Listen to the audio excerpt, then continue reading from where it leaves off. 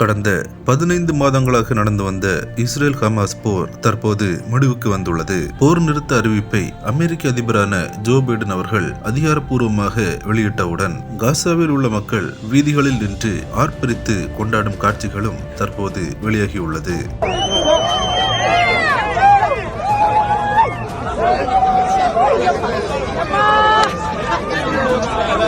இதேபோன்று இஸ்ரேலின் டெல் அவிவிலும் மக்கள் கொண்டாட்டத்தில் ஈடுபட்டனர். ஆனாலும் காசாவில் இருந்து இஸ்ரேல் பிணை கைதிகள் விடுவிக்கப்படுவதை பார்க்கும் வரைக்கும் இந்த ஒப்பந்தம் வெற்றியடைந்ததாக நம்ப மாட்டோம் என்று பிணை கைதிகளின் உறவினர்கள் தெரிவித்துள்ளனர். கடந்த 2023 ஆண்டு அக்டோபர் 7 இஸ்ரேலுக்குள் நுழைந்த ஹமாஸ் என்ற தீவிரவாத அமைப்பு 1200க்கும் மேற்பட்ட இஸ்ரேல் மக்களை கொன்று குவித்தனர். மேலும் 251 நபர்களை பிணை கைதிகளாக பிடித்து சென்றனர். இதன் காரணமாக அங்கு ஏற்பட்ட போர் கிட்டத்தட்ட 15 மாதங்களாக நீடித்தது. இந்நிலையில் அமெரிக்க அதிபர் தேர்தலில் வெற்றி பெற்ற டொனால்ட் ட்ரம்ப் அவர்கள் பிணை கைதிகளை விடுவிக்கவில்லை என்றால் மோசமான விளைவுகளை ஹமாஸ் இயக்கத்தினர் சந்திக்க கூடும் என்று எச்சரிக்கை விடுத்திருந்தார். இந்நிலையில் அமெரிக்க அதிபராக டொனால்ட் ட்ரம்ப் அவர்கள் பதவியேற்க இன்னும் சில நாட்களே உள்ள நிலையில் தற்போது இஸ்ரேல் ஹமாஸ் இடையே போர் நிறுத்த ஒப்பந்தம் கையெழுத்தாகியுள்ளது.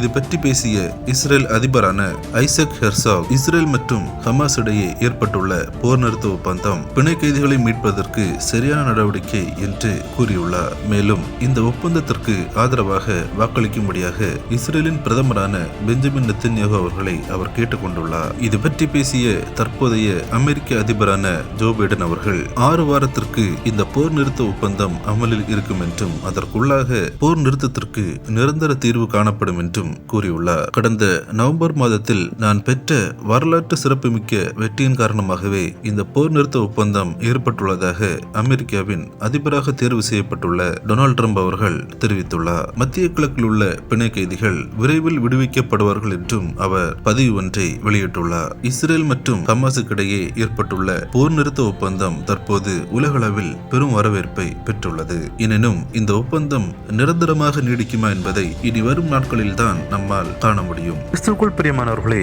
இந்த தகவலை தவறாமல் உங்கள் நண்பர்களுக்கும் பகிருங்கள். எங்களோடு இணைந்து பயணிக்க இந்த சேனலை சப்ஸ்கிரைப் செய்து கொள்ளுங்கள். தேவன் தாமே உங்களை ஆசீர்வதிப்பாராக. ஆமென்.